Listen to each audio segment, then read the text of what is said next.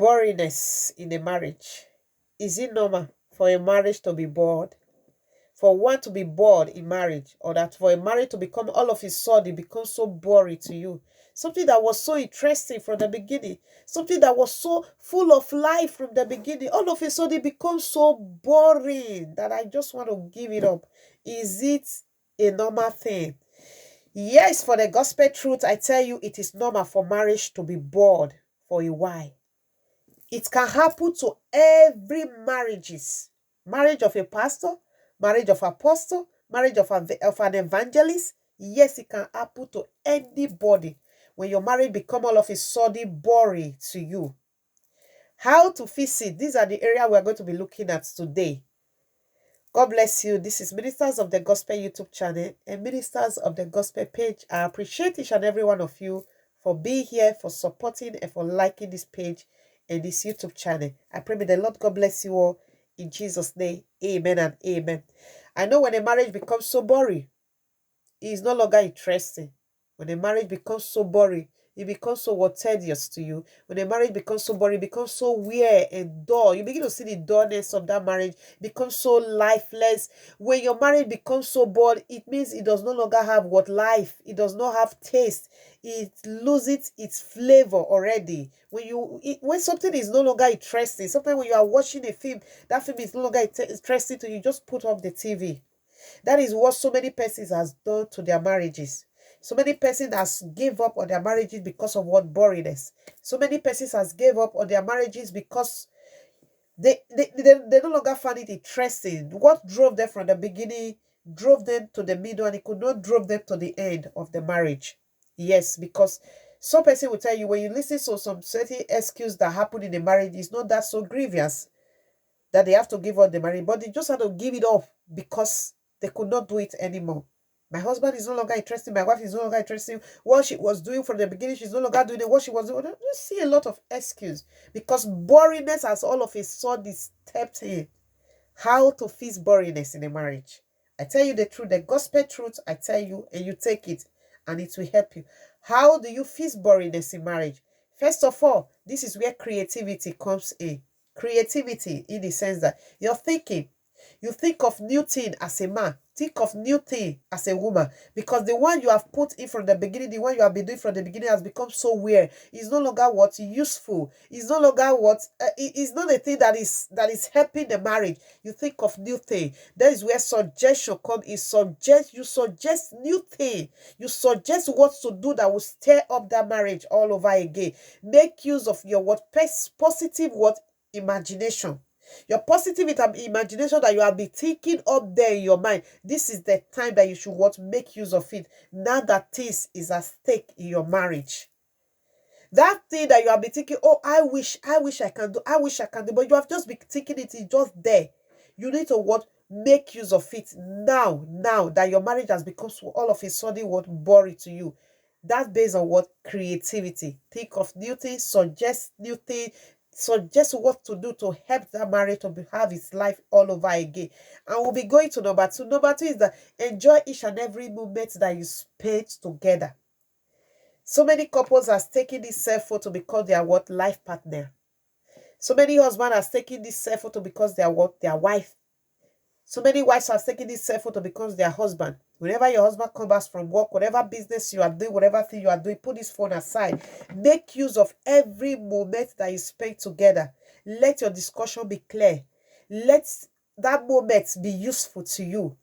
Know that when you are having each other, you sit down, your husband is sitting down, you are having for you stuck your head on social media, your wife stuck his head on her head on social media. You see that boringness will begin to come in little by little because you see that the relationship is no longer there. Though it was there from the beginning, all of a sudden it's wearing away.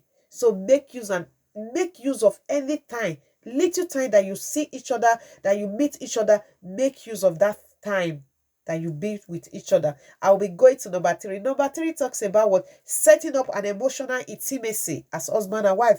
Learn how to set an emotional intimacy in your environment, in your home, in your marriage.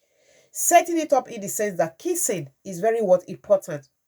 Bed is undefiled. God has ordained marriage. He permits you to get married. So whatever thing you do in there, God does not forbid you from it. Once you don't touch each other, hugging, these are what an emotional intimacy. Let the relationship flow within. Let it come from inside and begin to what? Show outwardly in your marriages. So you hug, you kiss, learn how to fall in love all over again. What you did from the beginning, that energy that you put from the beginning, that stir up that love, that stir up that marriage, your attention, and the love letter you normally write from the beginning, start it all over again. You see that this thing will begin to drive boringness away from your home. These things are no longer what there. You are no longer applying this thing. That's why boringness is stepping in step by step. Some persons will just give up because boringness has stepped in. If you give your attention, your time, and your energy the way it was from the beginning, you see that boringness will no longer have place to stay in your home. Your love, your gift you normally buy from the beginning, when you start you met your wife, you met your husband, start it all over again. You see that this thing will chase boringness away from your home. Number 4, I will be going to putting always away grievances. Put away grievances, the things of the past, what your wife has done to you, what your husband has done to you. Put it away and start all over again. Total forgiveness. Let it go, because whenever you remember the things of the past, the way he hurt you, the way you hurt him, it stir up the grievances in the home. It does not make you what? Give space for love to flow. Put away grievances in your home. Let it go. Let it go. Free yourself. Free your mind and let it go. Allow the peace of God and the love of God to flow in your home. You see that it will chase away boringness in your home. Praise the Lord. I'll be going to the number 5, last but not the least for today. Compliment. They said appreciation is an application for both. Appreciating each other. Compliments. Thank you for this thing you've just done, whether it is little or big, whether the money belongs to you or that it belongs to him. But the person that took the time to spend it, the person that took the time to say, let me do this, appreciate that person. Tell your husband, if not you, I wouldn't have come this far. Tell your wife, if not you, I don't think I would have come this far. I would have done this without you. You are my backbone. You are my this. You are my energy. You are my head. You are. Call each other a name that will boost up that energy, that will stir up that energy. Like my husband, if you praise my husband, hey, you just give him what? A targeted goal to achieve all over again. So you compliment each other. Tell each other, I just want to tell you that if not you, I wouldn't have achieved this goal. I wouldn't have gone this far. I wouldn't have done this that I just did. You did it for me. Thank you. God bless you. Appreciate each other. Appreciation. Compliment. Give each other what, how would I call it? That you are the one that make it possible, even when the person is not there. You are the one that make it possible. You see that it stir up the energy all over again. So giving up on a boring marriage is not an idea.